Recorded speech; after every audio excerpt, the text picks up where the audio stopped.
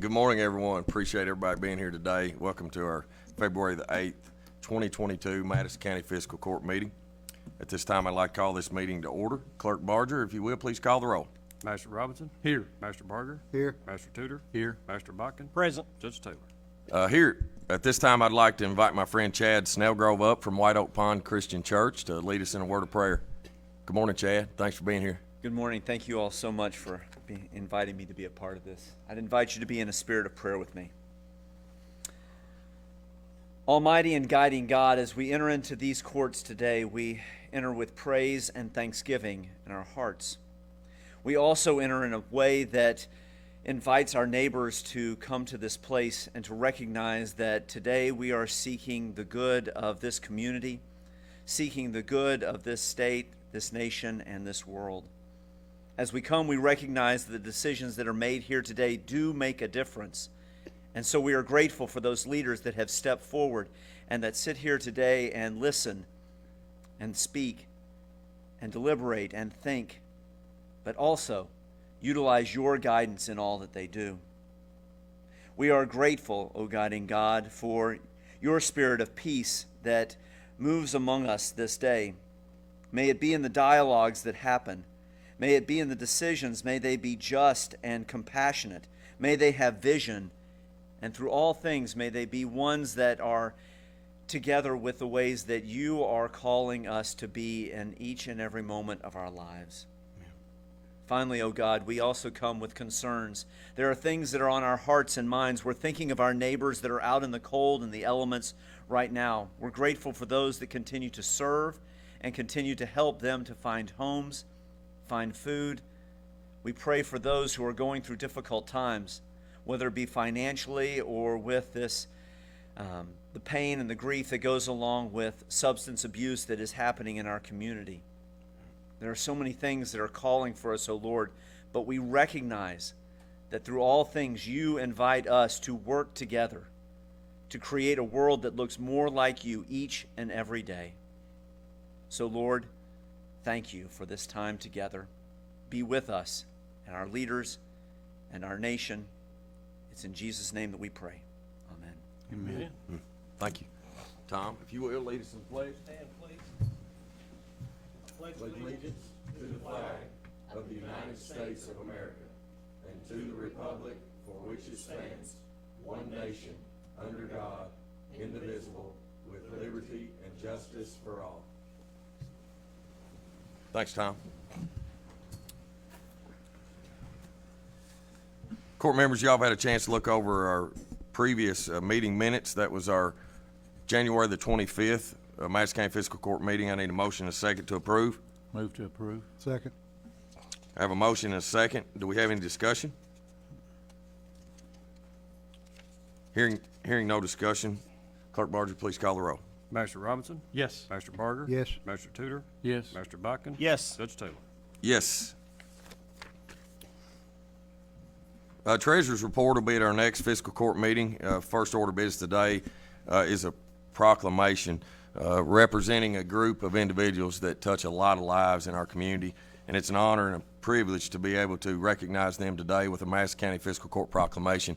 And we have some of those folks with us today.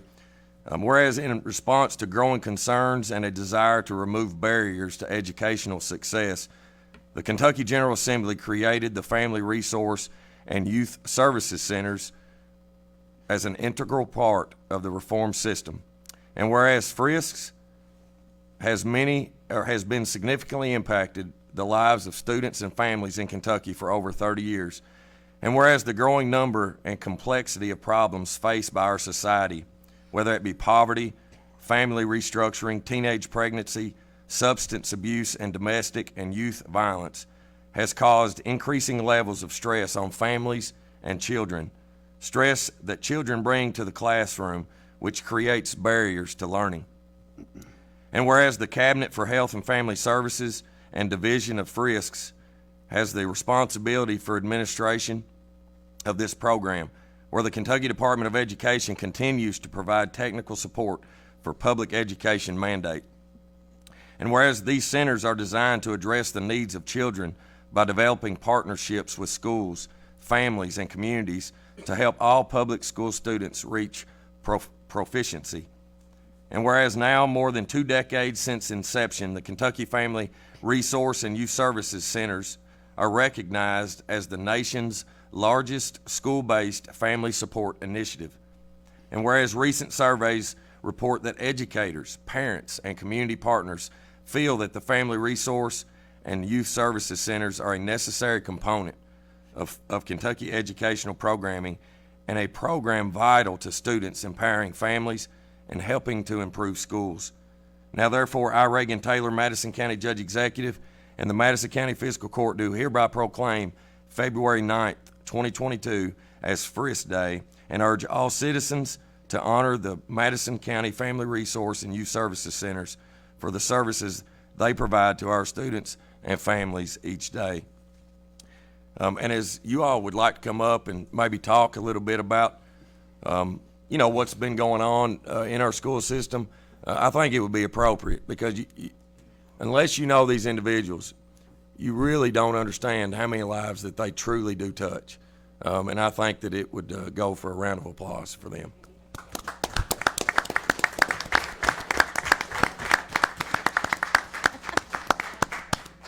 We do appreciate the proclamation signing and the recognition, but none of our jobs would be as easy or doable without the support of all of the people and agencies and providers in our community. Madison County is blessed, highly blessed, to have wonderful community partners and support from all aspects: churches, first responders, our school systems, both Madison County and Berea Independent. We have been very blessed to have lots of support in taking care of our children and taking care of our families of Madison County. So we do appreciate that. I don't know what else you'd like for me to disclose. Well, Ms. Amy Carmichael, it'd be nice if you'd introduced yourself Oh, I'm so as sorry. Amy Carmichael. I apologize. Yeah. I'm Amy Carmichael. I'm the Family Resource Center Director at Kirksville Elementary. I apologize. Sorry. And then this beautiful lady, I have to say, is beautiful because this is my sister. I'm Ashley Taylor. I'm at Glen Marshall Elementary and B. Michael Cottle Middle School. And I'm Tracy McIntosh. I'm the Family Resource Center Director at Daniel Boone Elementary and now Boonesboro Elementary. I'm Sean Quinlan. I cover the Youth Service Center at Madison Southern High School. And I would kind of reiterate what Amy's saying. We're on the front lines. We get to see the kids. We get to hear the thank yous. But it's the community that helps us help our kids. And I tell that to them all the time. They'll come in and I'll have something for them. Oh, Mr. Quinlan, someone else must need that. And I'm like, we'll take care of you. If we need something for the next guy, we're going to turn and we'll get you the help there as well.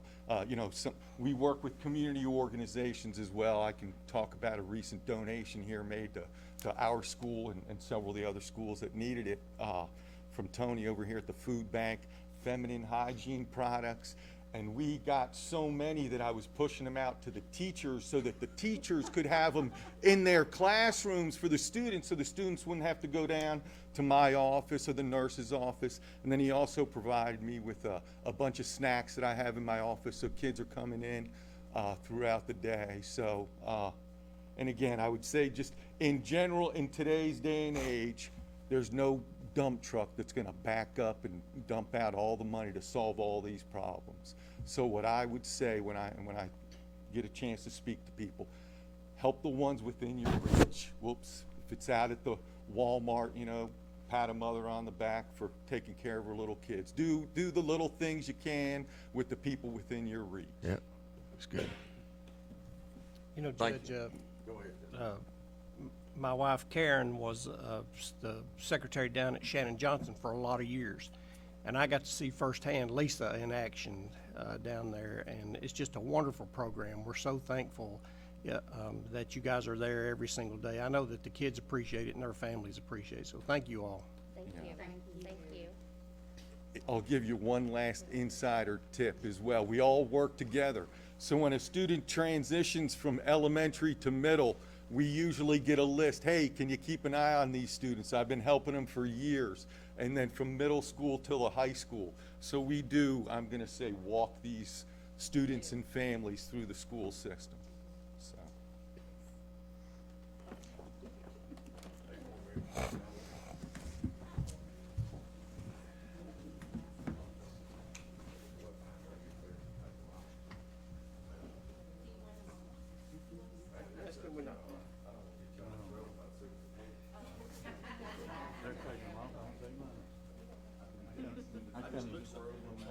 I know, it helps me. Put it back on, Tom. That's toboggan, that hip sure looks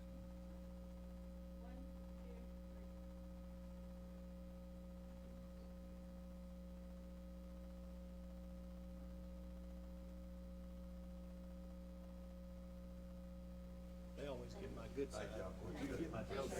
Yeah, I got you. Jenny, did you get that? Toboggan helps this look. I said, I told them I always get my good side. Thank you. That's right. But I'm his best friend, I can say that. You can say that.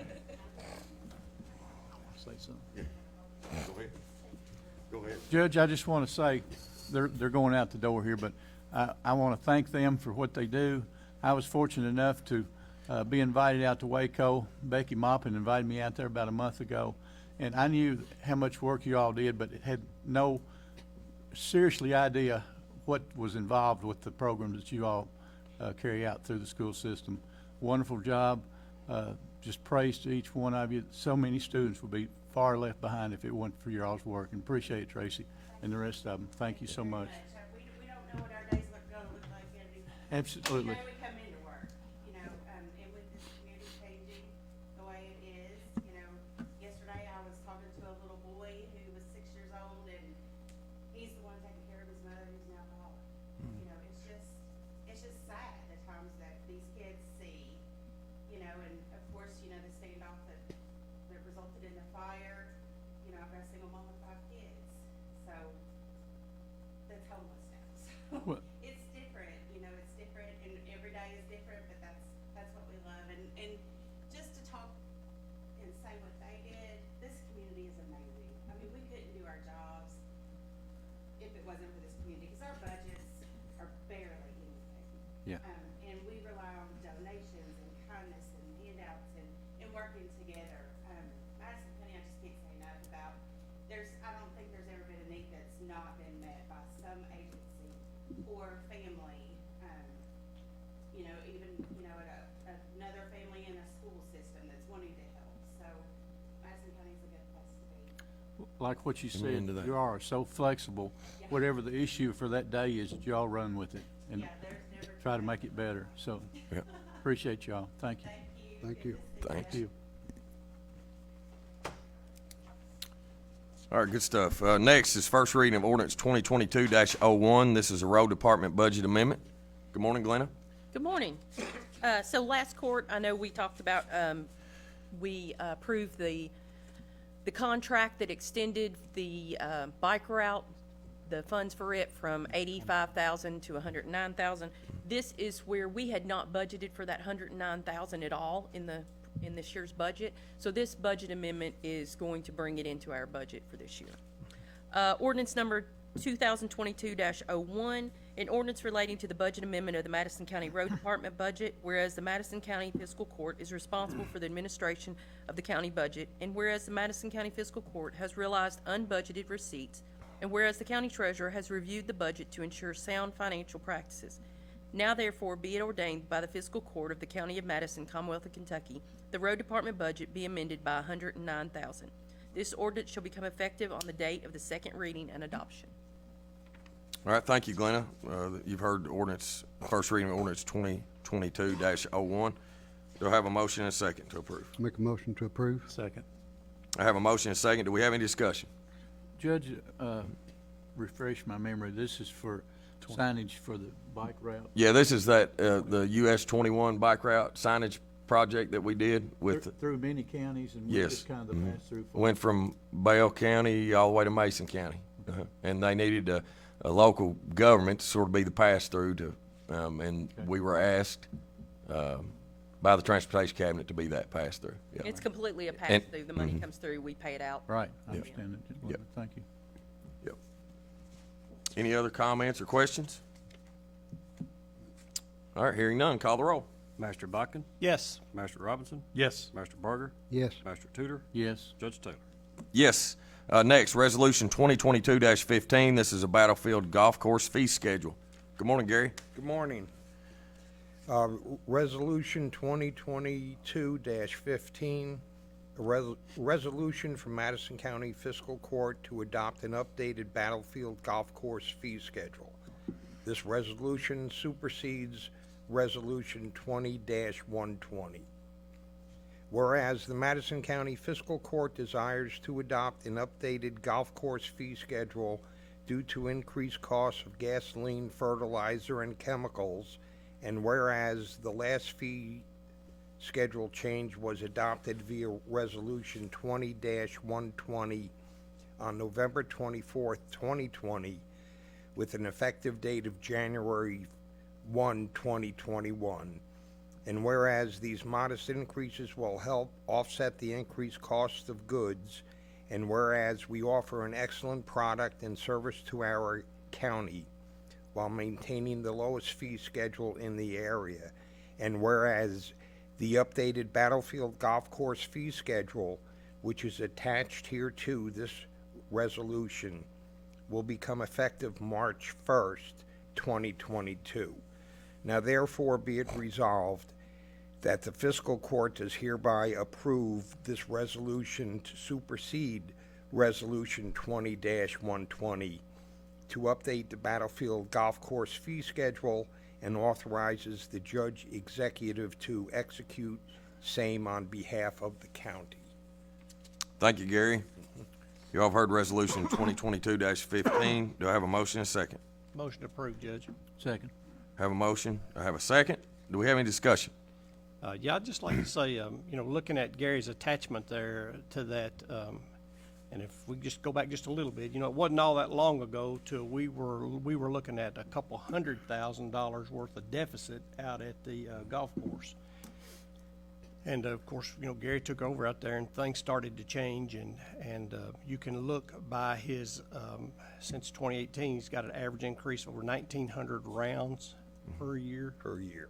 That's pretty awesome, Gary. I mean, you've done a lot of good work out there. I've talked to people that go out there regularly in golf. They say the course is in just excellent shape.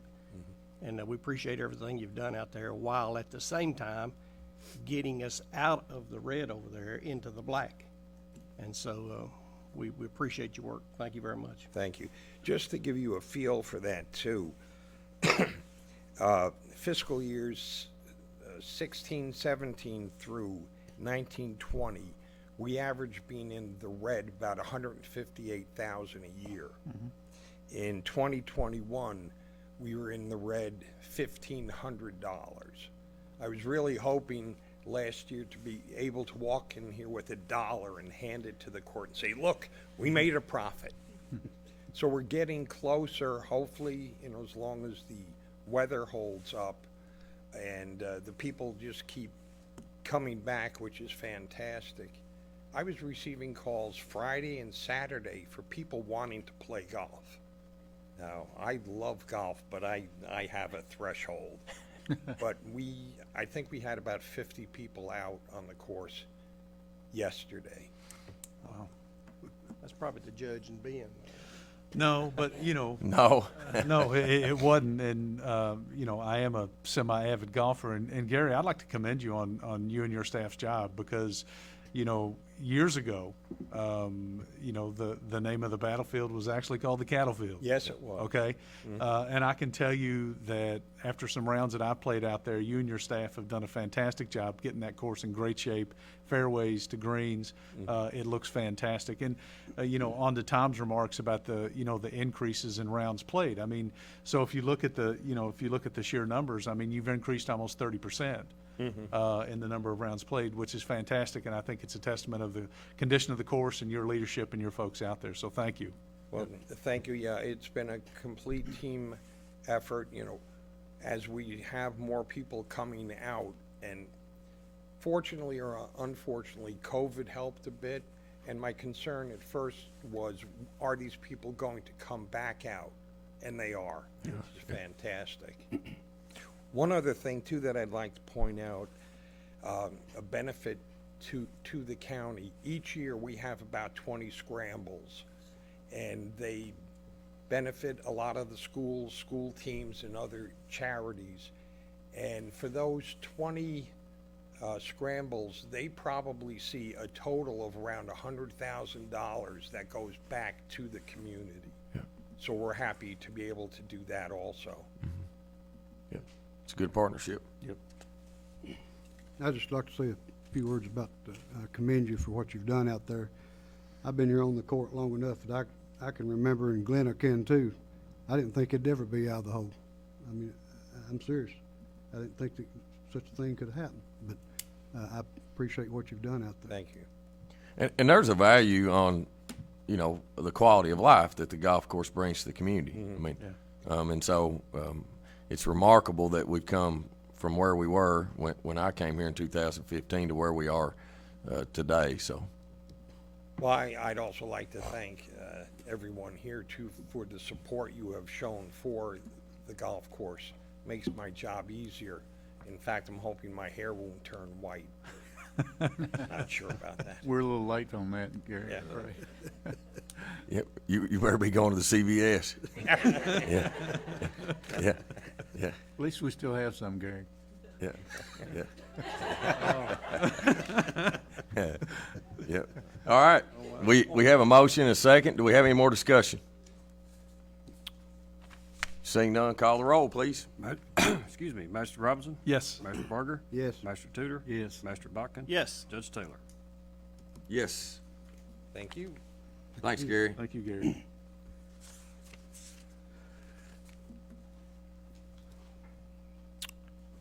Next, Resolution 2022-16. This is a Madison County Discretionary Funding Resolution. Good morning, Scott.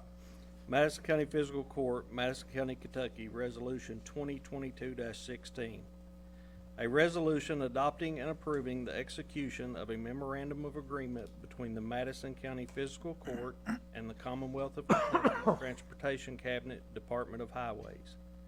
Whereas this agreement entered into and between the Commonwealth of Kentucky Transportation Cabinet, Department of Highways, hereinafter referred to as Department, and Madison County, hereinafter referred to as Local Public Agency, LPA, and whereas the parties hereto desire to resurface various county roads in Madison County, which shall hereinafter be referred to as project, and whereas the Madison County Fiscal Court does hereby ratify and adopt all statements, representations, warranties, covenants, and agreements contained in said agreement, and does hereby accept the funds provided in said agreement, by such acceptance agrees to all the terms and conditions therein stated.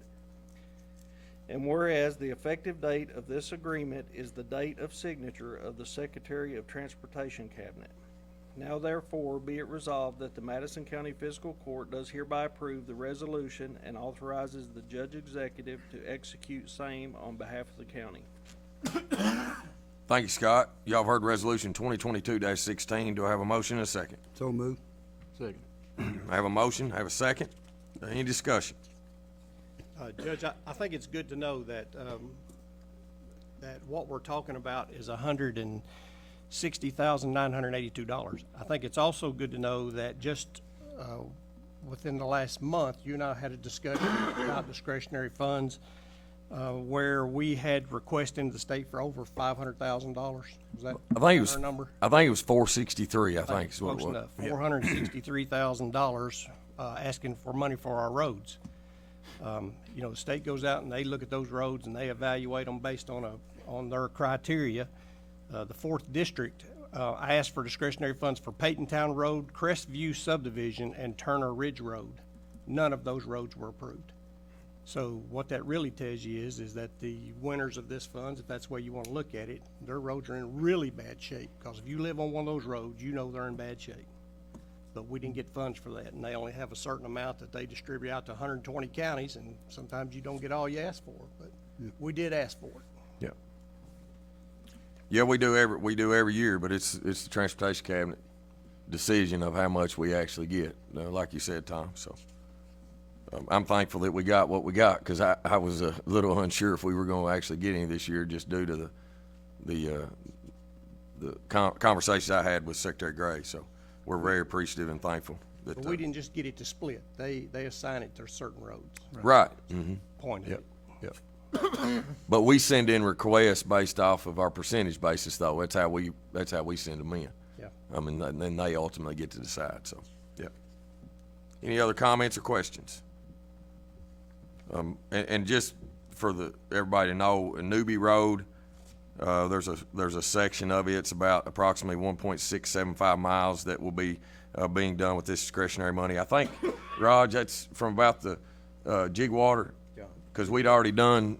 Yeah, We'd already done, I think, to Jigwater, right? down to where you turn off to go to Jigwater. Yeah, yeah. And then we got Old Daniel Boone Road, which is out off of 627, Cruise Lane, which I think's off of Dodd. Dodd Road, and then Griggs Road are the areas that we'll be using this discretionary money for. So, all right. Any other comments or questions? Seeing none, call the roll, please. Master Barger, Yes. Master Tudor, Yes. Master Botkin, Yes. Master Robinson, Yes. Judge Taylor. Yes. Thanks, Scott. Next, Resolution 2022-17. This is our Taylor Seifker Williams. I cannot remember the design group services agreement. This is, good morning, everybody. This is Resolution 2022-17, a resolution to enter into a professional services agreement between Madison County Fiscal Court and Taylor Seifker Williams Design Group, LLC. Whereas the Madison County Fiscal Court owner and Taylor Seifker Williams Design Group, LLC, TSWDG, desire to enter into a professional services agreement, and whereas TSWDG is prepared to provide professional services to the owner for an ordinance update, the project, consisting of the land use regulations and the subdivision regulations.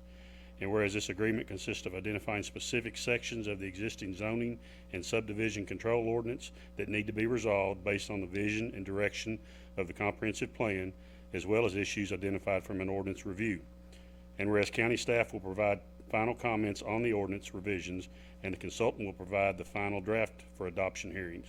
And whereas staff will provide the ordinance to the Planning Commission and the Fiscal Court prior to the adoption process for review.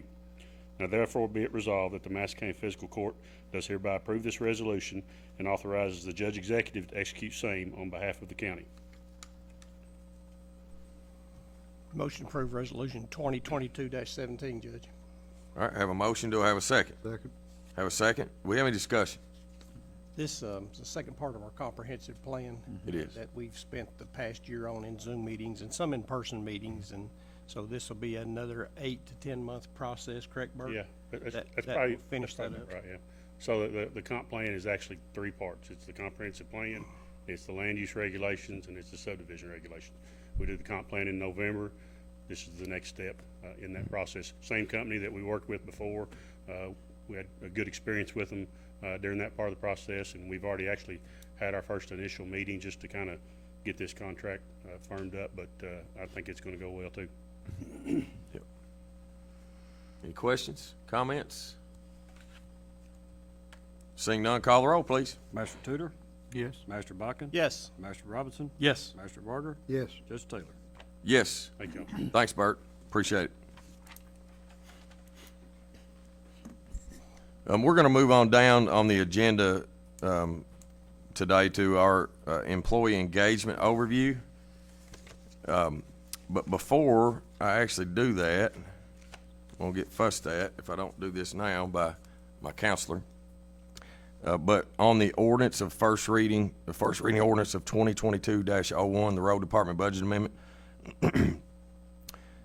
for any citizen that would like to make public comment, please feel free to email the comment to comments@madisoncountyky.us. And also a copy of this ordinance will be available on our website at www.madisoncountyky.us under the Transparency tab. And so we will be advertising the second reading in the paper by KRS. That is our process. And if anybody would like to make comments or see this ordinance, please look at our website. All right, next is our employee engagement overview. And we have Morgan Elliston, our HR coordinator here to present to the court today. Good morning, everybody. So Jill is passing out a copy of the PowerPoint. Due to the structure of the PowerPoint itself, I'm going to ask that you guys hold questions till the end, because you may find that I'll answer them as we go through the PowerPoint itself. There is plenty of room, though, on those margins for you guys to take notes as we go through this. So at the last court meeting, I had notified you guys that we were going to be finalizing that employee engagement survey and implementing it. And so today I'm here to present those results to you as far as some questions go. And so we'll go ahead and get started. So before we get into the data itself, I think it's important to understand kind of the purpose of implementing this survey and kind of what has led up to where we are now. So a few different things have encouraged us to do this survey. So we're all aware when we go to the grocery store that there is, thank you, Joel, that there is a big increase in the cost of groceries. You know, the cost of living has gone up, and I think part of that has to do, you know, with COVID and salary increases. But aside from that, COVID has kind of changed the expectations that employees have of the workplace. I think the values in the labor force have kind of shifted during the time of COVID. People value their family time. People value being home more. I think that has definitely changed our labor force. Another big change would be to our retirement system. We have people employed with us that are in all different tiers of the retirement system, and those that are in Tier 1 will tell you that there is a great benefit to it. And now that benefit is not as good as it once was, which allowed us to pay a little bit less in the past than what we would need to now to accommodate those differences. Currently, I would probably compare our retirement system to a private sector retirement system, like a 401k. So it's just not as great as a benefit as it used to be when you had those individuals in that Tier 1 category. Just some statistics for you guys. We cited the Work Institute and the cost of employee turnover rates. That's roughly 30% of an individual's salary. So if we had someone who was making $30,000, you would expect to lose an additional $9,000 on top of them when they left. And just some in-house stats for you guys. Every time we have an individual come in and go through our pre-employment screenings, the pre-employment screenings themselves are $94. So every time we have an individual up for hire, whether that's through the detention center or through the fiscal court, they go through those pre-employment procedures, and that's $94. Now that doesn't include the cost of the time that our staff takes interviewing and paneling. That doesn't take the time that it takes to train, especially in our emergency responder fields. We're never going to send somebody straight into a fire without any training beforehand. So that time takes, it takes a lot of time to train those individuals, and it's a big investment. Some other stats for you guys. We have had quite a few positions that have been posted for quite some time, some even prior to my hire last year. So I'll give you a little breakdown of some of those. So within our animal care and control department, our animal control officer, that position has been posted for 305 days. We have made changes to the position itself, offering part-time positions in the hopes that we could potentially get some candidates with a little bit more schedule flexibility. But so far we haven't been able to really have any viable candidates out of that. Our custodial one position has been up for 91 days. Our detention center, just deputy jailers, those have been up for 426 days. 911, that's just our general dispatchers, that has been up for 426 days. And then our road department, CDL driver, general laborer, has been up for 476 days. So that is pretty high. Currently, our organization's turnover rate is 18%, and that's based off of the new fiscal year. So that's a 6-month period. Indeed had advised that a good turnover rate for an organization is anywhere from 10 to 15%. So you can see that we are exceeding what a good turnover rate would be. So we are doing some things now to help mitigate that recruiting and retention issue. So we are doing panel interviewing, and what that consists of is when we are interviewing our applicants, we involve different individuals from other departments, supervisors in the departments, colleagues in the departments, and I think this really helps recruiting applicants. Applicants want to know who they're going to be working with across the board, so we make sure that we include individuals from all different departments so people kind of get a taste of whom they may be working with prior to hire. We also have implemented stay interviews. State interviews, those were implemented in December of 2021. And the intent of a state interview is to interview an individual who's been in our organization for a little bit longer of time than others. And it really is just to assess why they stay. Is it the environment? Is it the pay? Is it the morale? That is the intent of those interviews, and it really gives us some good insight. Exit interviews, we also implemented those in December of 21. Exit interviews, anytime we have an employee leaving, we ask that they come and sit down with me, and both of those are just one-on-one dialogue with HR, so you guys are aware. But exit interviews, it allows the employees to be a little bit more free with what they want to tell me. They don't fear, potential retaliation from a supervisor. They feel confident that there is a confidentiality between us. So those exit interviews, again, give us some really good insight as an individual is leaving. We have also shifted our training to quarterly trainings, and this allows for our departments to kind of work together in a little bit smaller of the groups. I have set up a structure for our trainings that is all elective by employees. They just have to participate in so many per year, but it's across for all departments. So that has really helped with our morale in departments and people kind of getting to know and network in every department and the organization as a whole. And then lastly, we've implemented the employee engagement survey, and that was January 2022. Okay, so some stats on the survey. We had 132 responses, which is a phenomenal amount of participants. Currently, we have 187 employees, so that's at a response rate of 71%. My personal goal was 70%, so we exceeded that, so I was super impressed and appreciative of our staff that decided to participate. Our survey period, we surveyed from January 20th to January 28th, and I had touched on it the last court meeting, but we started that process by Jill Williams, myself, and Judge Taylor going to the departments and explaining the importance of the engagement survey, and also allowing different avenues of accessibility if someone wasn't comfortable taking it on their phone. They could take it on a desktop, on a Surface Pro. I had office hours set aside where individuals could come to my office and take it in confidentiality. We just wanted to make sure everybody was comfortable taking it wherever they were. All right, so let's get into the data itself. So we have broken this up by department. Like I said, our response rate was 71%, so that exceeds my goal. So if we break it down by departments, you'll see that we have certain departments highlighted in red. And so those departments highlighted in reds are our current departments that are not fully staffed. And you can see actually how many open FTEs we have directly beside that. So let's go ahead and start with 911. We have currently 5 positions open within that department. And then if you can see that column, you guys can go ahead and go down that and read more. So we have decided to divide every department in what I think is the biggest issue they're facing. So either recruitment, retention, or both. And so if we go to 911, I would say that recruitment is our biggest issue because of the days that our job posting has been up. It's just difficult to get individuals within that department who have the qualified training, and it's a lengthy training process for them to go through as well, so it's hard to keep those employees coming in. Animal care, again, we have a recruitment issue there. We've had that position open for 305 days. Custodial, another recruitment issue. 91 days was their job posting time. The detention center is definitely a retainment issue. We currently have a 33% turnover rate in that department itself. So we assessed the organization as a whole, which was 18%, but in that department itself, within the last 6 months, it is a 33% turnover rate, which is extremely high.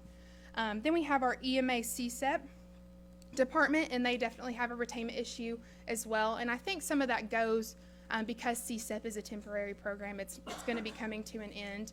And if you look at the demographics of that department itself, a lot of the individuals in the department are college students in the Homeland Security field, EMA field, and they often use our grounds for a stepping stone to essentially find a big kid job. So you'll see that pretty common there. Finance, we don't have any issues. Right now we're full staffed there. Fire, we are down 1 full-time employee. And definitely our issue there is retainment. Our turnover rate in the last 6 months is 14%. I definitely think if we were to assess that in a year's time, it would be a lot higher.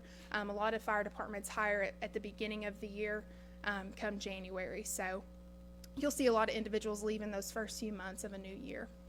IT, we are currently down no positions, so we are fully staffed there. Judge's office, we're also fully staffed. Parks and Golf, we've had their positions open. We just now opened it up for our seasonal positions, which is where we struggle the most on getting people in. So definitely a recruitment issue. We just posted our positions, so I didn't want to base the time frame off that. But last year we had their positions open for 98 days, and that goes for our seasonal positions for grounds maintenance and cart attendants. So that number is pretty high as well. And then lastly, roads and solid waste. We are down 6 positions within that department, and I think it is a recruitment and retainment issue there. We have a 25% turnover rate, and our job posting has been up for quite some time. If you guys also want to assess the department response rate, that will give a little intel on who participated in our survey as a whole. We had pretty good response rate across the board, but I'll let you guys go ahead and go down that and see. Okay, so let's get into the survey questions themselves. So I think this is a great one to start off on because it's really telling of our organization as a whole and how our employees really feel. So one of the first questions that we asked our employees was, I'm proud, or one of the statements we had was, I'm proud to work for Madison County government. You'll see that 81% of our employees are proud to work here, and that is way above the national benchmark. So that says a lot about how people feel about working for Madison County government and how they feel within their roles. A really good thing about SurveyMonkey is it allows you to kind of collectively put keywords and comments together. And the comments overwhelmingly supported this data and said that a lot of people had pride for serving the community, serving our leadership team, just an overall sense of pride for serving Madison County government. Okay, next question. Or next statement, I should say. I rarely think about looking for a job at another company. So we have divided this into 2 sides because this question can be kind of confusing to people. So I'm going to go into detail and explain it a little bit. So if you look to the left where it says looking, those people strongly disagree or disagree with the statement, meaning that they are looking for other positions. They're often looking for other places to go. And then if you look to the right, those are our individuals who agree that they're not really looking anywhere. This goes to show that our employees are really a flight risk. They are looking for other positions. And if we just break down the math itself, we have 14 and 33 individuals, so between the strongly disagree and disagree, which would be 60. So 60 out of 129 respondents is 47%. Now, if you were to take that percentage and compare it to our employee population as a whole, which is 187 individuals, that would be 88 employees total. So 88 of 187 employees are a flight risk, which is quite high. That's a big number. If we were to divide that neutral up too, which is something that we kind of do on all these slides, we assume that that neutral population, though they may not be actively looking for positions, if the opportunity were to arise, they would likely take it. Mm-hmm.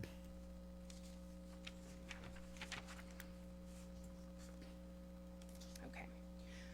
Rank the reasons you may look for other employment. So compensation was by far our highest ranked on this question. You'll see on this slide that this is all weighted averages pulled from the survey. So compensation was weighted as a 4.82. But if you go into the next slide, this is a detailed percentage of all the rankings. So if you look at compensation as the #1 ranking, 51% of individuals ranked compensation being their #1 reason they would look for employment elsewhere. If you combined that with the amount of people that ranked compensation as their #2 reason, that's 90 individuals. So 90 individuals out of 129 ranked compensation as their #1 or #2 reason that they were looking for employment elsewhere. Again, that's 70%. So if you compared that percentage to our entire employee population, that would be 130 employees. So 70% of 187 would be 130 employees that would rank compensation as one of their #1 reasons for leaving and going elsewhere. Okay. In your opinion, which of the following needs improvement? And so I'm going to go down and read these for you guys because they're a little bit tiny. So our #1 would be competitive pay, and then we have perks and benefits, job training, communication with direct supervisor, which would be the department head, communication with frontline supervisor. That would be like your battalion chief, assistant foreman, captains, lieutenants. That would be that level. Recognizing strong work performance, opportunities for career growth and advancement, work-life balance, managing workload, providing meaningful work, better utilizing my skills, and then the last one is communicating with senior leadership, which would be the judge's office. So you can see that competitive pay was by far the biggest ranked one here at 87%. So it is pretty high. As far as the comments go, some keywords that we pulled from this one is that perks and benefits could potentially outweigh pay. And then increased staffing was a popular comment that we got, as well as workload burnout. And I think those two go kind of hand in hand. So I am satisfied with the healthcare related benefits offered by my organization. So I think this one is really interesting. It is split almost perfectly down the middle, 50-50. So we have 50% that is satisfied, 50% that is not satisfied with our healthcare benefits. You know, a benefit package like this is something that would have to be evaluated come the new fiscal year. But this does give us an opportunity to evaluate the cost and the expense of healthcare. And I also think this gives us an opportunity to educate our employees a little bit on what that hidden paycheck is and what benefit they're really getting. So I think this is a really good opportunity to educate our employees a little bit.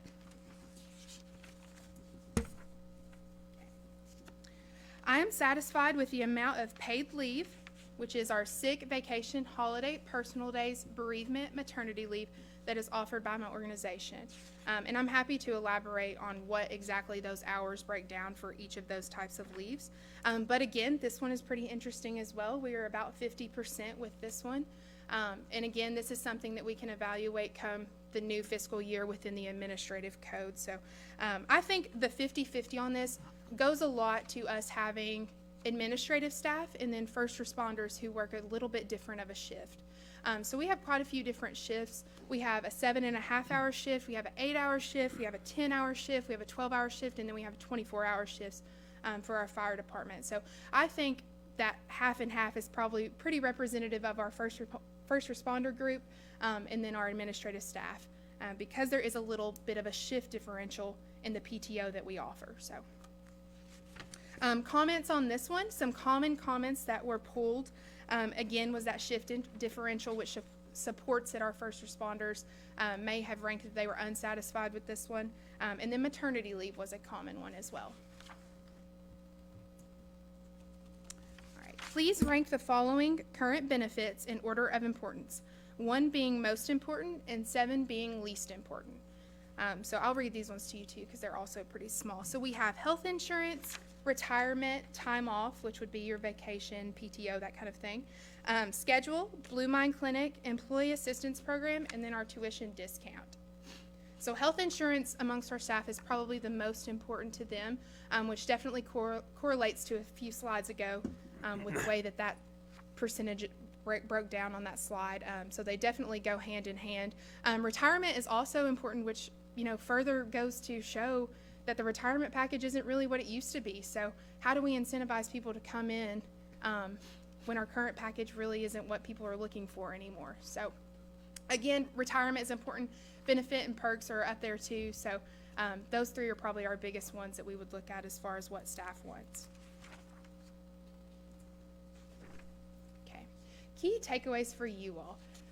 Again, our employees love working for us, and I think that's so valuable, and I've really hung on to that question that we had for them as well. That is so important for me to know that our employees are happy and prideful for working for the community and serving the community.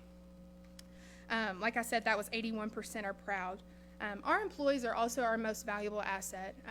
What good does it do if we have the biggest, nicest tanker in the world if we don't have firefighters who are capable of driving? If we don't have those individuals, the fire's not going to get put out. Same with snow season. If we have the best, snowplows, it doesn't do us much good if they're sitting in the garage without employees to drive it. Our employees really are our greatest component, and they drive the labor force, and without them, those services that we have the high expectations for are just not going to be there anymore. So we want to continue to provide those high expectation services for the community, and it's what the community deserves. It's what our citizens deserve. So we have really high expectations for that, and we want to keep those. Our employees as far as comments go on the survey itself, we're super appreciative of asking for their feedback. So I was really excited for the opportunity to ask them for this, and they were very appreciative of that. So thank you all for that. And last, compensation, perks, and benefits are going to be our biggest drive in the recruitment and retainment initiatives that we'll be proposing. All right. Does anyone have questions? Thank you, Morgan. Great presentation. I've got a question, Judge. Sure. I got Yeah. some too. Yeah. Well, go ahead. So, and this is more just a couple things I just want to address. I think in the first, which you touched on, that caught my eye, is the way that we hire employees. So when we find someone who's applied online for a job, then you have, generally speaking, a 3-person committee. Is that correct? Yes. And that 3-person committee is made up of who? It kind of varies depending by department.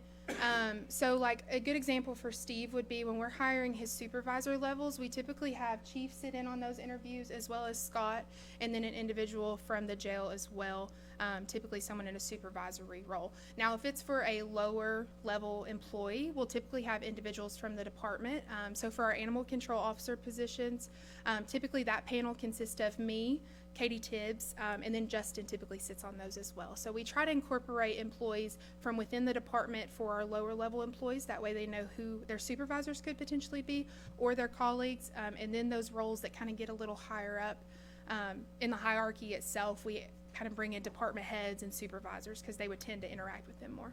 And then that 3-person panel that ranks, we'll just use for the example, 3 employees that are potential employees are being interviewed. They rank those individuals by a score, Yes. and the highest score of the 3 employees is offered a job, correct? Yes. And if they accept the job, then those individuals are then vetted, correct? Yes.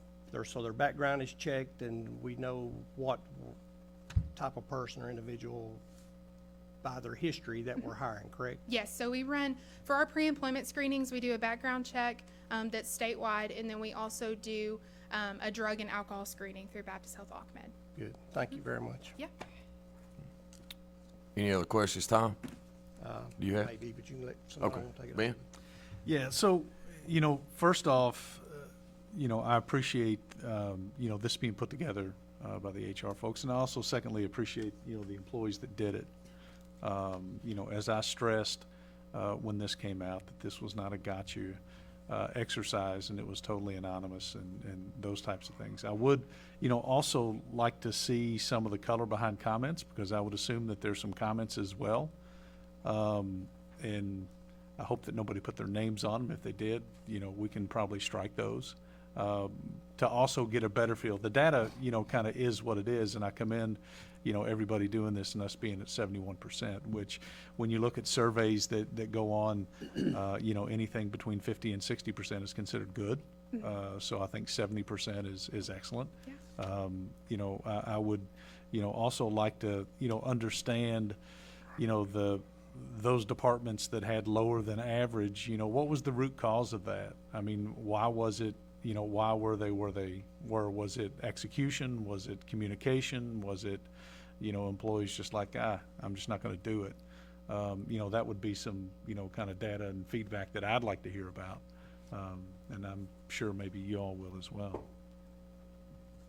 Yeah, I think, as far as, on that, as far as engaging our employees for the survey and letting them be aware of it, I think that the HR did an excellent job, because we actually went to every department to let them know what the survey was about. Right.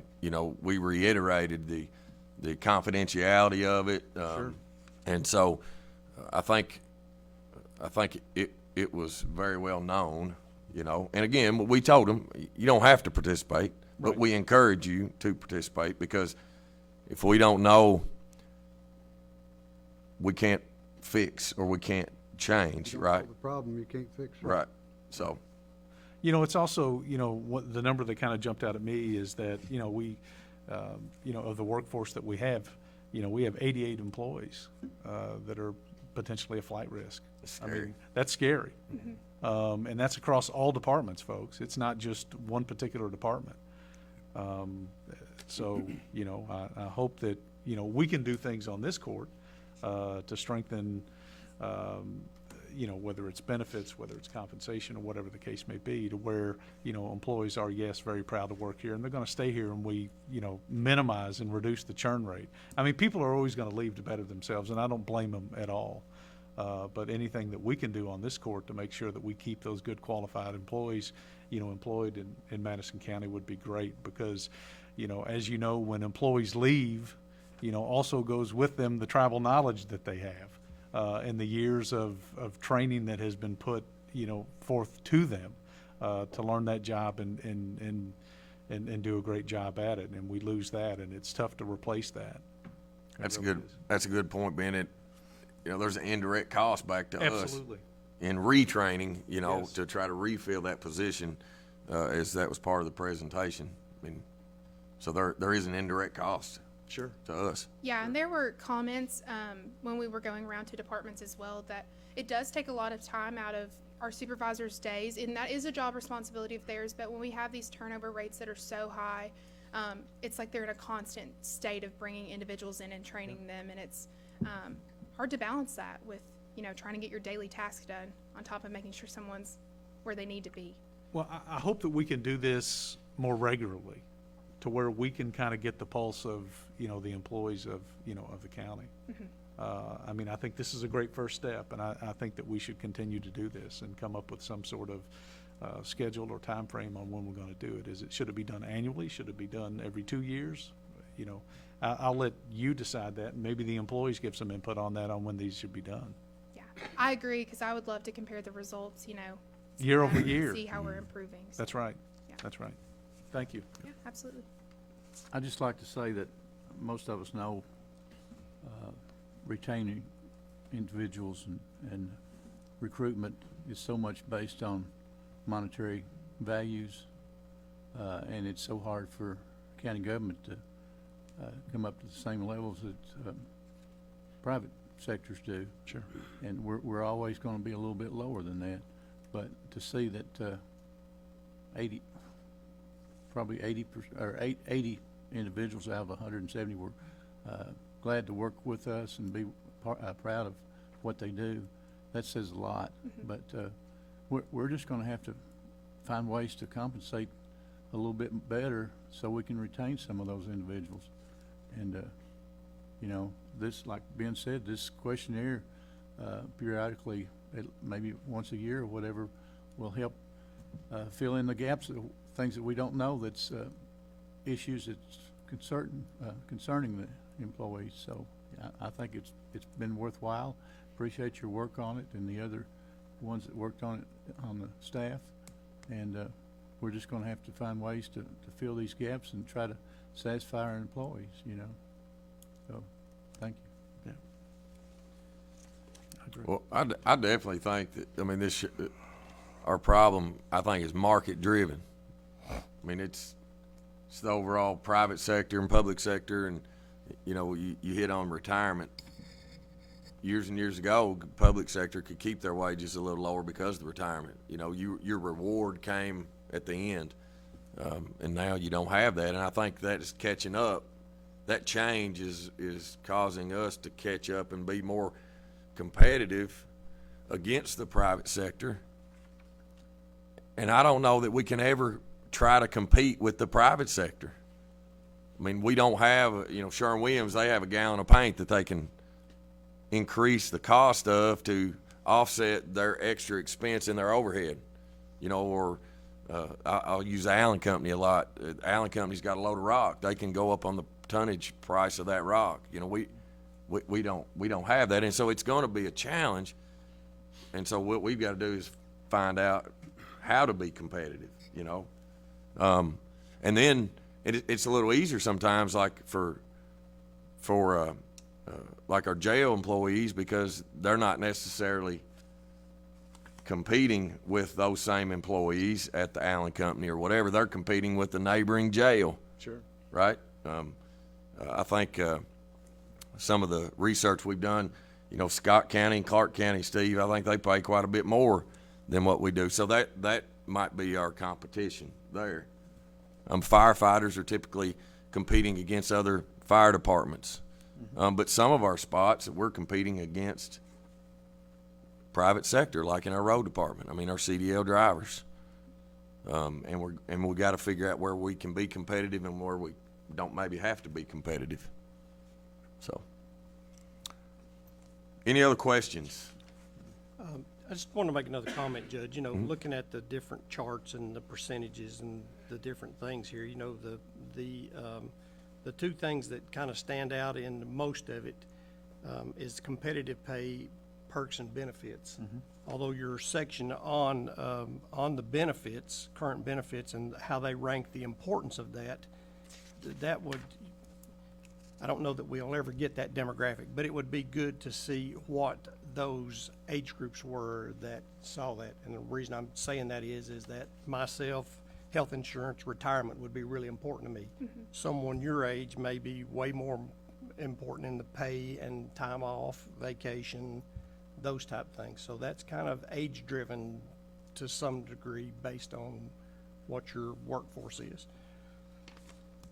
But, I mean, it's glaring throughout that compensation is a problem. One thing that the judge did touch on, though, that I think that needs to be considered, and I'm just going to use the jail for an example, Steve, because that's the example the judge used.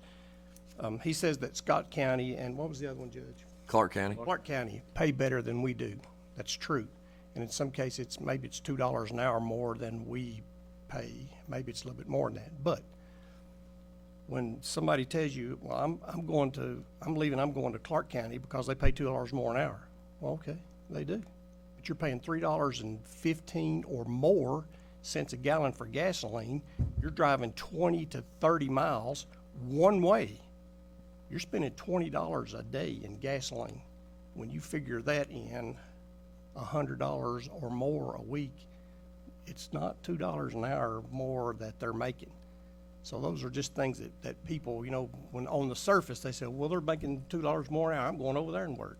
It's going to cost you way more than $2 an hour to go to someplace like that. So That's just some of those examples, though, Tom, Clark County, for example, is $5 more than we are. Yeah. Fayette County is $8 more. Just saying, it's just something to consider. Yeah. It's not always an hourly rate per se. Steve, do they have openings in their jails over there too?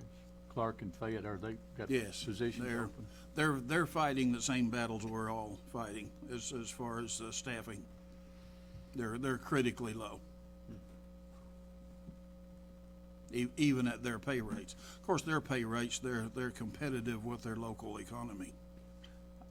I think some of it is based on the situation the COVID's put us into, and the situation with the, I don't know whether way to say it, but free money that was given out to incentivize people not to go to work.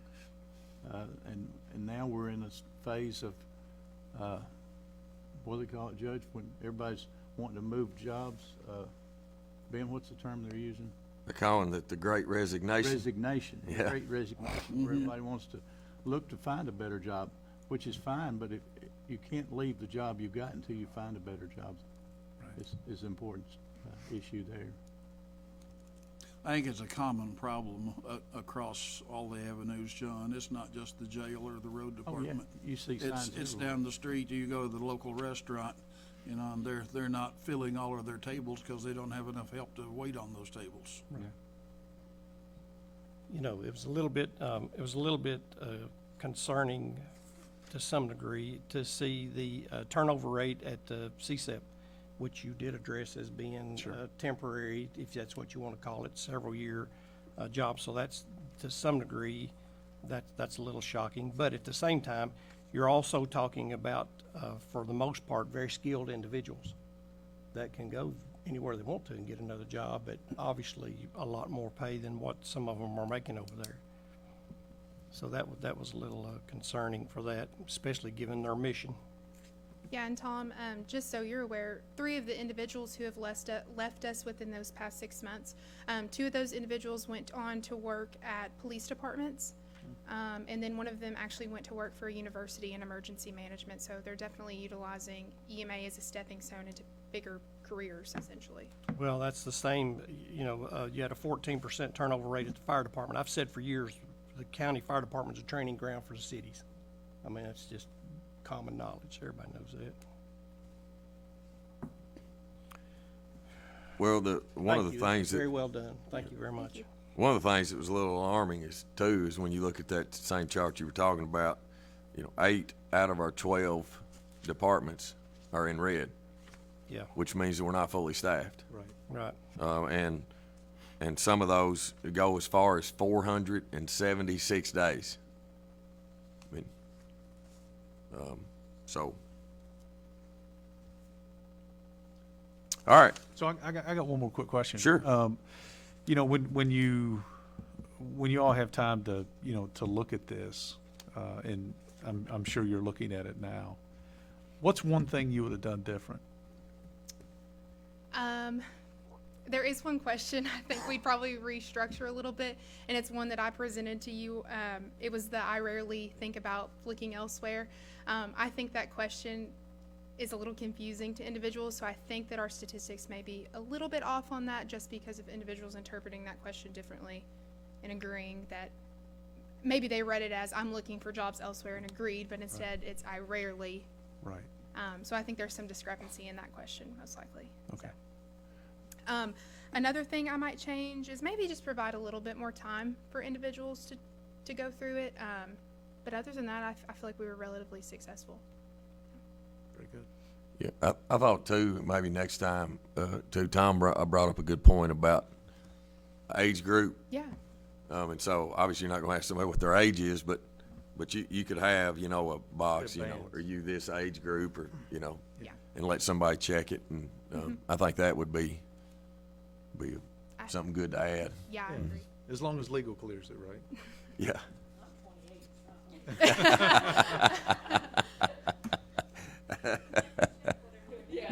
Right, they can. Well, if that's the case, I'm 28 and a half. Yeah.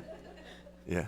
There was a time too, Judge, when that counties could pay a little less because we had a really, really good benefits package. Insurance, yep. And, there was, and I don't know when this happened, it was around 2003, 2004, a Harvard grad, not knocking Harvard grads if you are one, but a Harvard grad walked into a boardroom one day and said, hey, listen, guys, I got a great idea.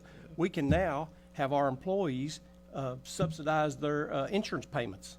And everybody's sitting there, yeah, that's a great idea. Well, I'm going to tell you something, it wasn't so great for the guy that's sitting out there paying that. But unfortunately, it didn't just happen, it happened across the board. Yeah. Everybody. It happened in every field. And so, that hurt when we could no longer, our pay, our benefits were no longer the pulling factor versus what our pay is. Yep. And so, we've been trying to catch up for that ever since. Well, Tom, I think you would agree that, paid health care anywhere is almost like finding a unicorn. Yeah. It- Now. It is now. now. It It is wasn't now. in that time frame. No. That was a big benefit, everybody. Absolutely. Absolutely. Of course, the ones that's involved with CSEP, we preach it all the time. One of these days, it's gonna go away. Sure. So you're really telling some of them, you better be looking. Right. And that's got to be in some of them's minds, in the back of their minds, that how long is this gonna last, Yep. We had 50 individuals that, for some reason, didn't fill out a questionnaire. And usually, if you have someone that doesn't fill out a questionnaire, they're really bothered with either the questionnaire or they're not satisfied with their job and what they're doing. I was just wondering, is there any way to offer another questionnaire for someone that didn't get a chance to fill one out and kind of compile what their discrepancies is and the reasons and why that either they didn't fill out a questionnaire or what they're looking for in employment. Is that an option, Judge? Well, but I mean, I'm also guessing that you have some departments that are relatively small, as far as the size, and you may have one person that's out for, whether it's a medical leave or maternity leave or whatever the case may be, that obviously didn't respond. So that one person in that department would take their, 83 or 85% up to 100%. Well, that is in planning, in codes department, yeah. I mean, And I think, that one person knocked it down 20%, right? Sure. There's 5 of them, yeah. COVID cases too, a Right. lot of individuals sick. I think that could probably reflect on some of our responses as well as people just being home and not accessing their computer or email. Some people might not have internet to access their computer. Bingo. Right, yeah. We're working on that though, by the way. Here we are. Yep, yep. Any other questions? Thank you. All right. Okay.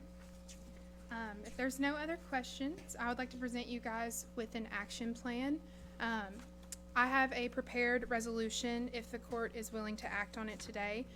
And that would be updating the employee classification schedule to make market adjustments to the salary classification codes for all employees equal to $2 per hour or the equivalent for 24-hour shift and overtime employees. And then we are going to continue to evaluate the survey results as well, and then look into proposing some benefit package changes come the new fiscal year within the administrative code. So you guys will be seeing me again present some more data. And before I read that resolution, I do have a slide, and I'd like Glenna to come up just to present the numbers to you guys so you have a little bit of a cost breakdown.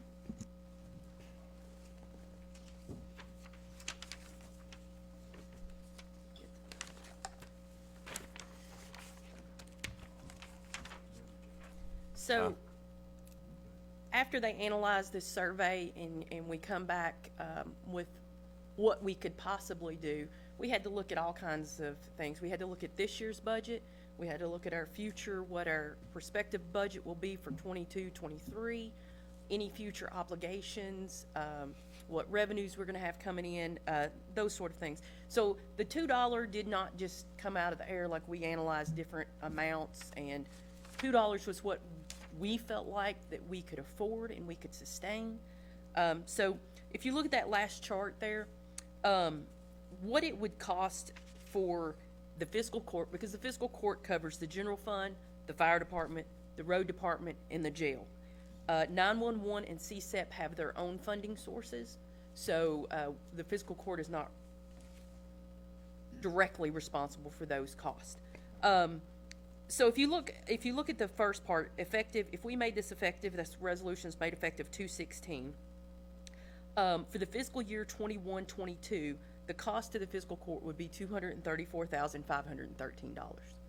Now, we do have those in this year's budget. I do have those amounts covered that we could act on this and stay within our budget without any kind of changes.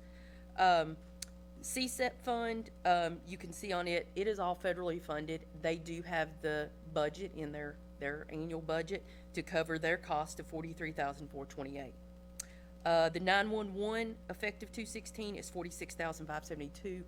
They also have savings from where they have not been able to be fully staffed. They have savings in their line item that can cover that amount. And then if you look at the annual breakdown for the cost for the 22-23 budget, you can see that the total cost to the fiscal court would be $689,745. We do feel confident that we can sustain that for several years within our budgets. Glenn, like you said, that is something you have to look at. You can't offer a pay raise and then a year or two down the road deduct that back. No, Something you give, you can't take it away. That's right. individually. We are confident we can sustain this for the next several years, but we always need to be looking for new revenues, and which the judge stays on the legislation on coming up with new ways for revenues, but we also need economic development. We need jobs coming into this county, not into the city limits, but we need it in the county to increase our occupational tax. And as you all know, we have the reason for this being that we need to implement in this budget year is that we have two huge competitors coming into Madison County right now. And both of those are going to begin their hiring in March. we don't want to lose our employees that we already have. So that's the reason we really need to act on this and be proactive ahead of the game to ensure that we keep our good employees. Does anybody have any questions about the numbers? I don't have a question, but I have a comment. I don't think that there's any question, you said it was out of your mouth, but I don't think there's any question that, that we want to retain our employees. I mean, we hear this court after court after court after, regardless of the circumstances, that, you know, that we have good employees and we're proud of the job that they do, and most of the time, our citizens are happy for the work that they do because, you know, they see it every single day to some degree. And so we definitely want to try it out. You know, it's, a judge talked about it, Ben talked about it. I've said a million times more, especially mostly referring to the sheriff's department, but there's a huge, huge cost to retraining certain individuals and bringing those back in and bringing them back up to speed. So we want to try to keep as many of those people as we can. So you're absolutely right about that. We've got good people. We want to try to hang on to them. I did want to point out too, these numbers do include the benefits. Yeah. So this includes the retirement match, this cost is the total cost of what it costs, the wage plus all the percentage benefits that go along with it. Right. And Tom, I think also to dovetail onto you, I mean, not only are we talking about retention, but we're also talking about the hiring of people. Yes. I mean, this goes, you know, a step further as well to where, you know, maybe they're not going to look at this particular employer or that particular employer. Maybe they'll, you know, give the county a chance.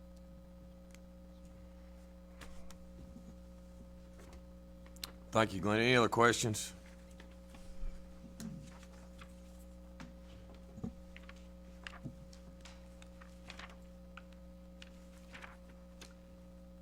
All right, Morgan?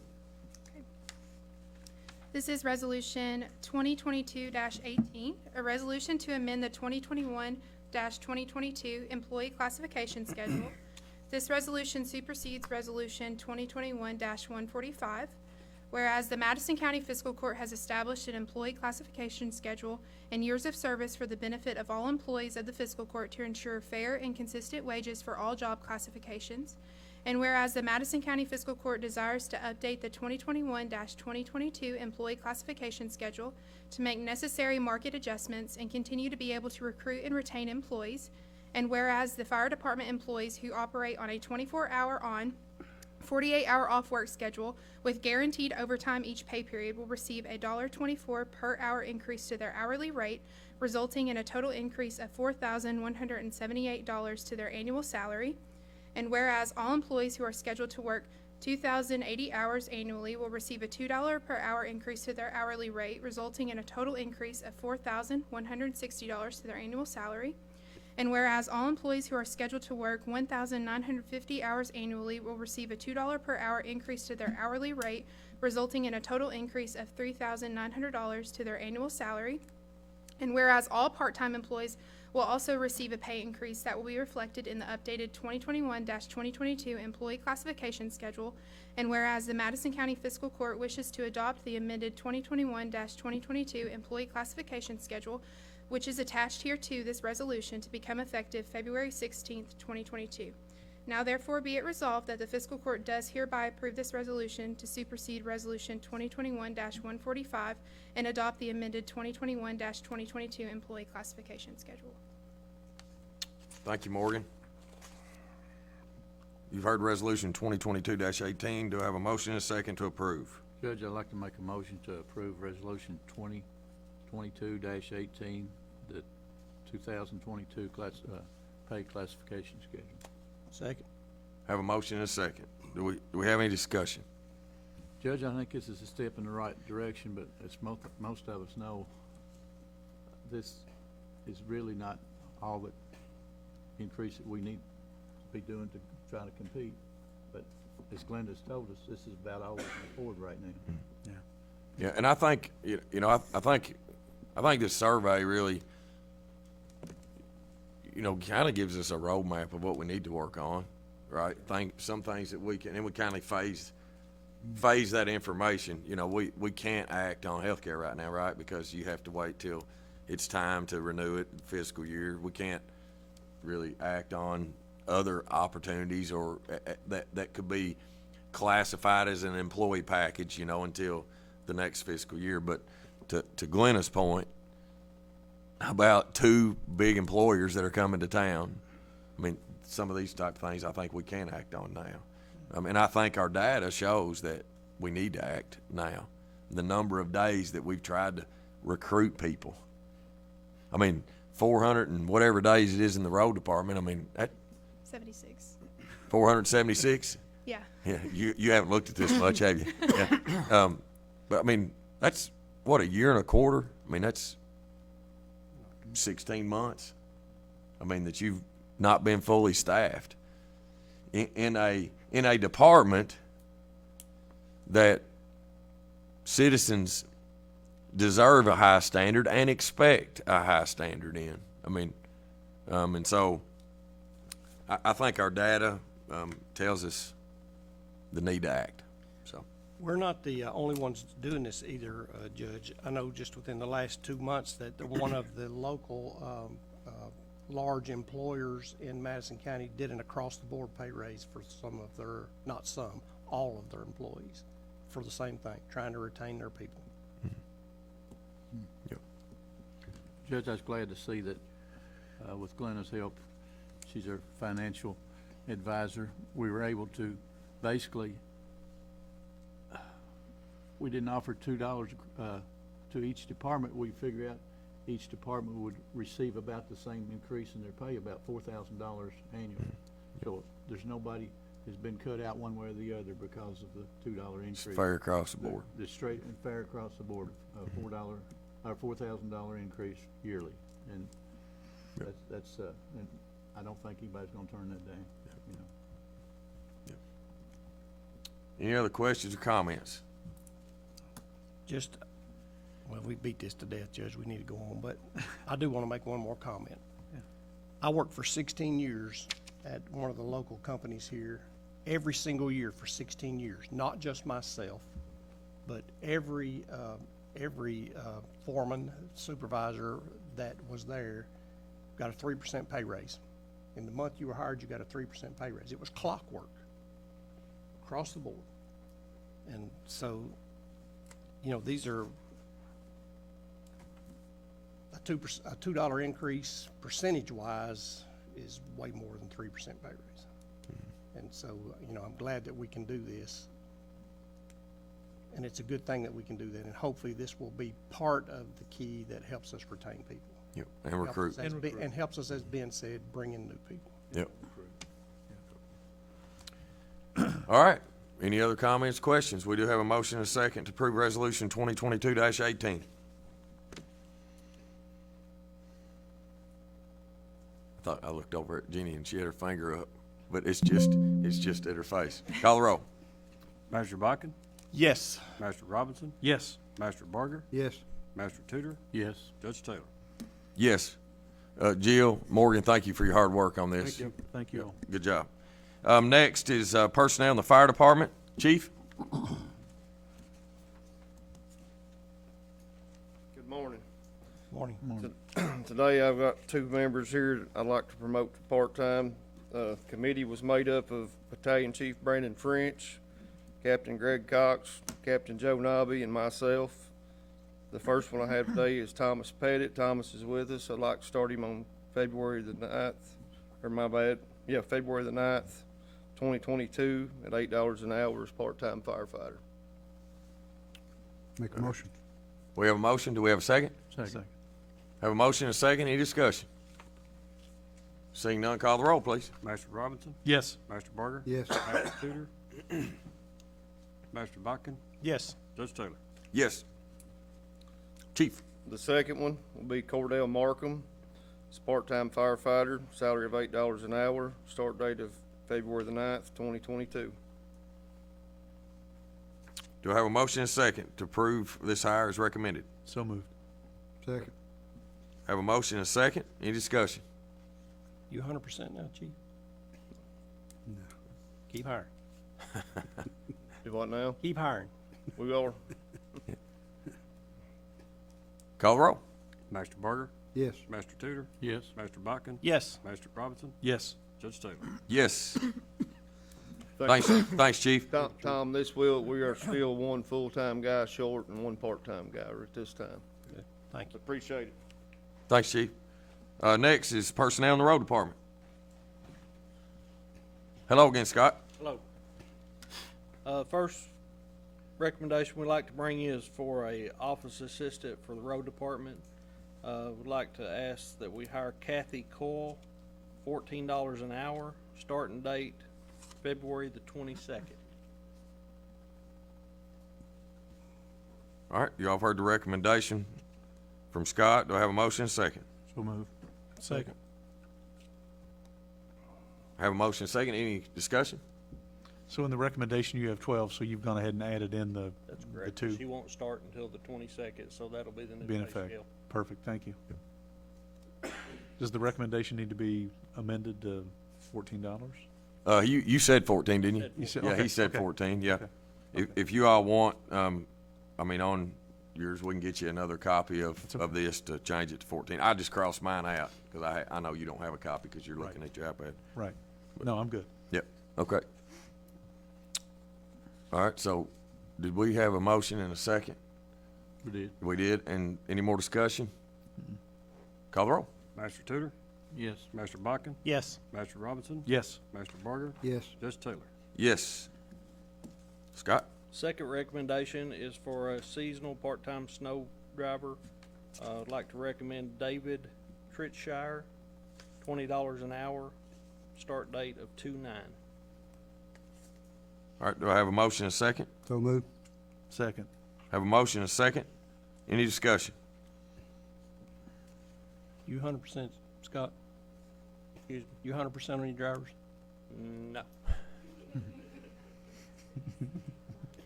Keep hiring, Scott. Yeah.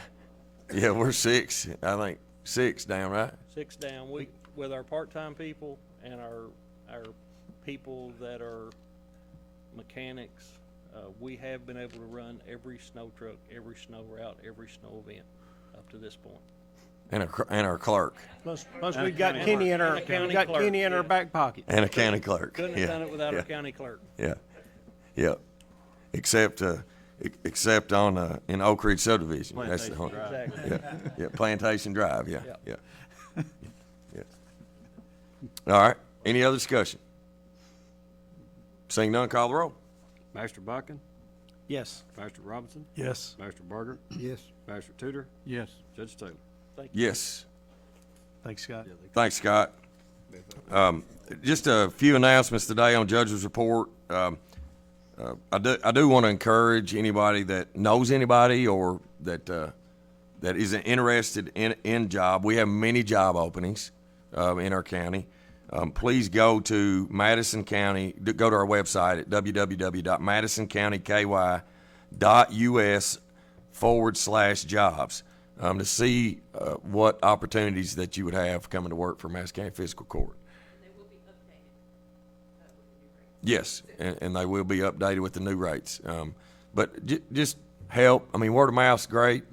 Obviously, we've had this posted for well over a year, and so hopefully people will see the benefit of what we've done today.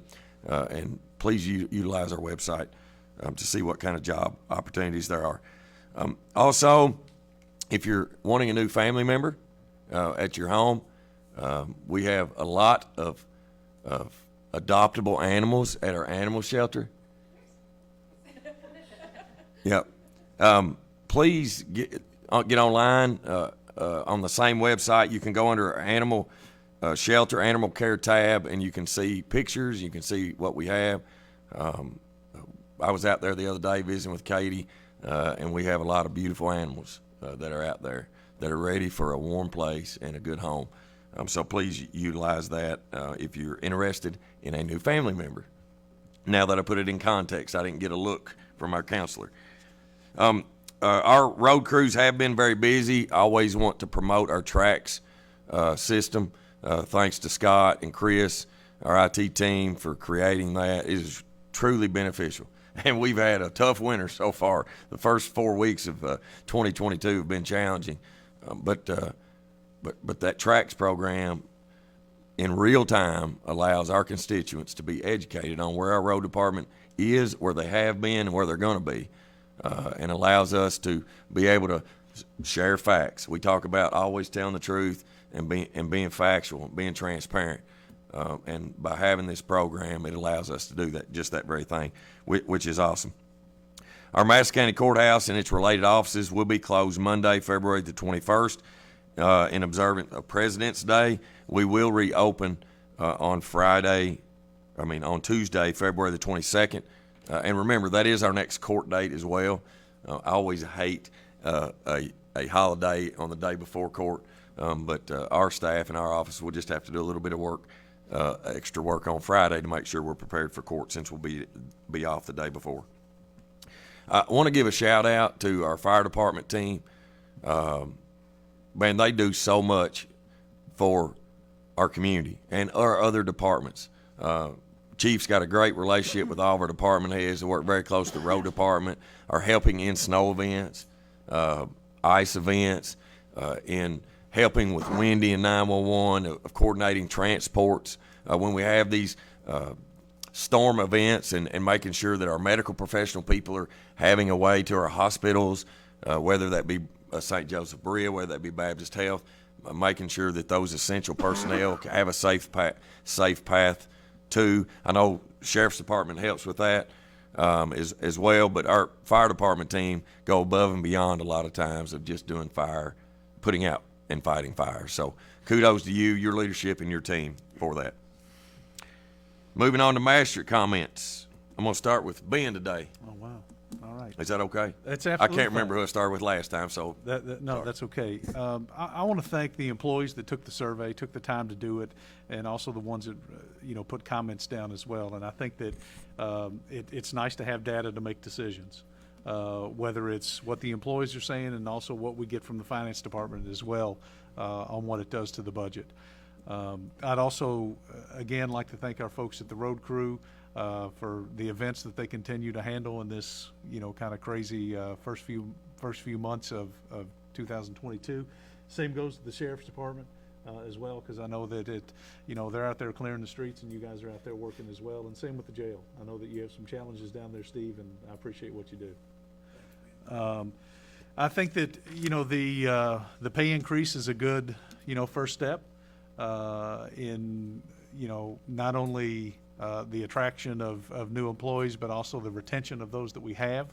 I think that there's opportunities in looking at this to doing other things as well.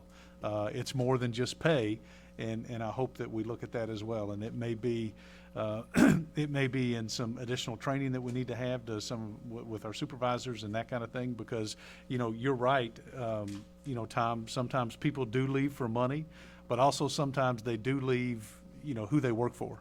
Okay, and that may be a department head, that may be a supervisor, whatever the case may be. And if that's kind of gleaned out through this, then I think that we need to look at that as well, and also get them the training that they need to be a better to be a better supervisor or department head if needed. So thanks for your all's hard work, and I appreciate it. Thanks, Ben. You bet. Raj. Well, I'm going to toot Scott Shepherd's horn today. He begged me not to do it, but I'm going to do it anyway. But just being the time of year and the snow and ice and everything that we've had, Scott took over not too long ago, and he's done a great job organizing what can be a catastrophe if you don't know what you're doing. The track system definitely works for the snow element unbelievably. I talked to Scott while I was on a road that they had not touched, and it was simply because the new guy didn't know to do it. And Scott can see right where I'm sitting. I can tell him where I'm at, and he can see right where I'm at and what road it was or whatever. A few years ago, we just in the dark. That's all there was to it. And that's why the roads are getting cleaned quicker and more efficient than they've ever been. Yep. And I've had, I'd say, 8 to 10 people tell me, they couldn't believe how quick the county roads got taken care of. And sometimes we have to help out on the state, and the state has other problems sometimes too, and I know they can't get them all at the same time. But the people sees that there's a whole lot of difference in how much time it takes to get the snow up. That don't mean you're gonna do it every time. I got places that still had a little ice on them, and they're going to. When they're down in a little hole and the trees are all covering it, and the sun can't get to it, they're not gonna thaw out for a few days until the temperature comes up. Yep. But people don't understand that. They want to be able to get out, and I understand that part too. But for the most part, they've been patient. Yep. But I just want to thank Scott for his service and how he's run our road department. It's really been a blessing. Yep. Thanks, Ross. And it seems like all these snow events, guys, come on Fridays. It seems like That's exactly. Thursday and Friday nights. Yeah. So let's hope that this Thursday, Friday night, we don't have anything, right? Give you all weekend off. Yep. John?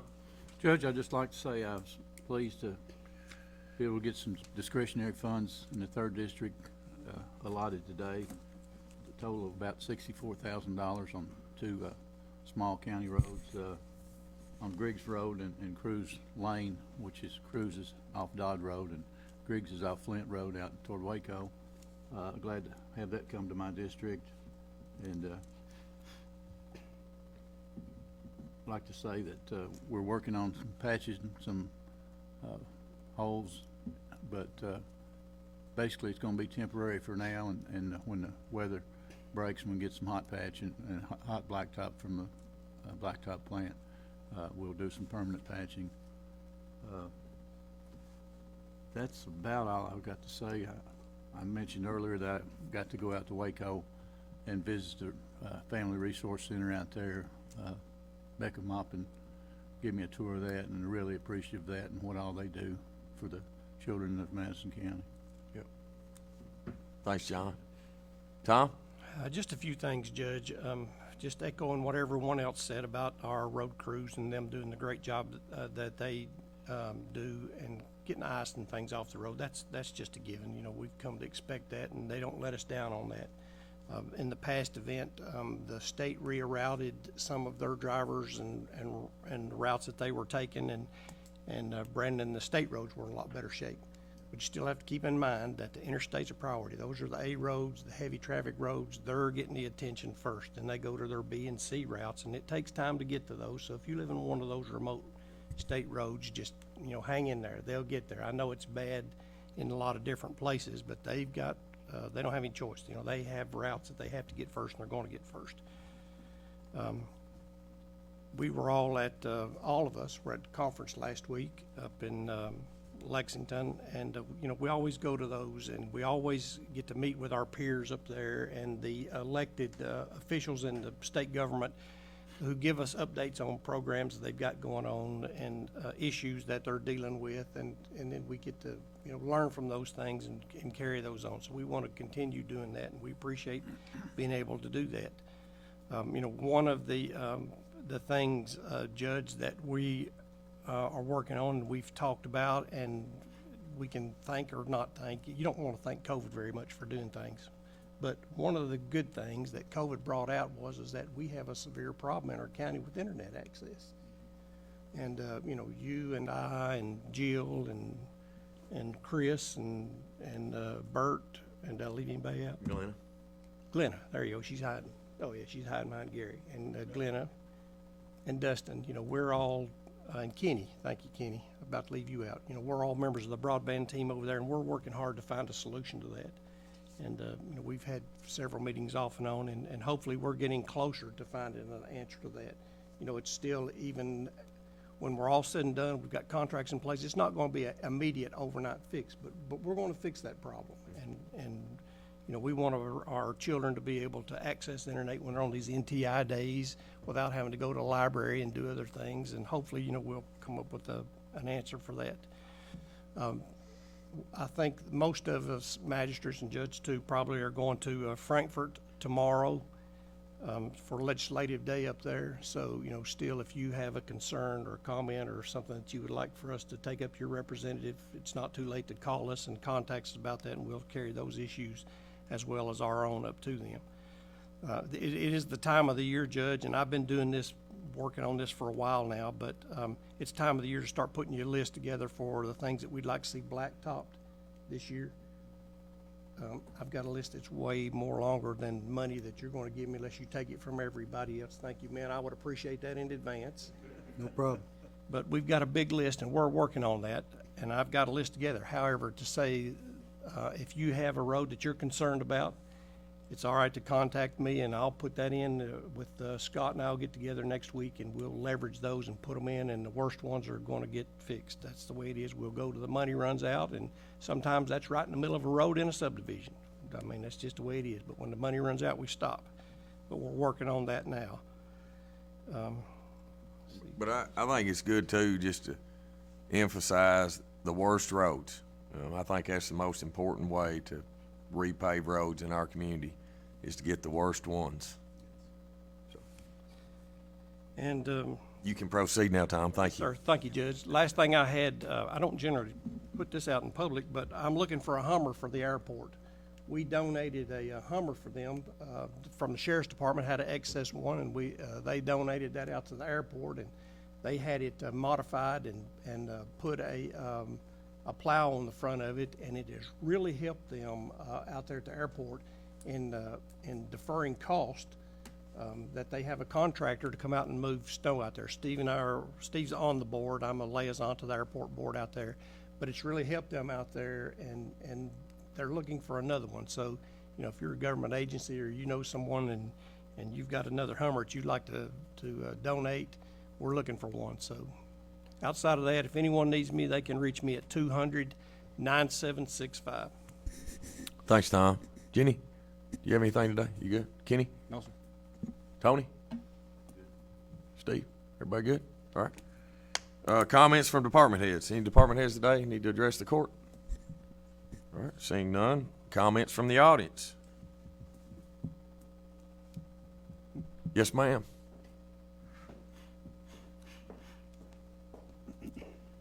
I just wanted to say thank you to the court for the resolution. It means a lot. Good. Thank you all. Thank you, Rob, Hope it what you helps. do. Thank you, dear. Brian, it's good to have you. Comments from the audience. Nobody. Pay the claims and approve the transfers. So move. Second. Motion and a second. Any discussion? Seeing none, call the roll. Master Robinson? Yes. Master Barger? Yes. Master Tudor? Yes. Master Buckin? Yes. Judge Taylor? Yes. Next fiscal court meeting is February the 22nd, 2022. It will be back here in Berea at 9:30 a.m. Again, that's February 22nd, 2022, right back here in Berea. I need a motion and a second to adjourn. So moved. Second. Call the roll. Master Barger? Yes. Master Tudor? Yes. Master Buckin? Yes. Master Robinson? Yes. Judge Taylor? Yes. For a minute there, I didn't think y'all wanted to adjourn. Tony, Terry, could I see you in Morgan just for a second?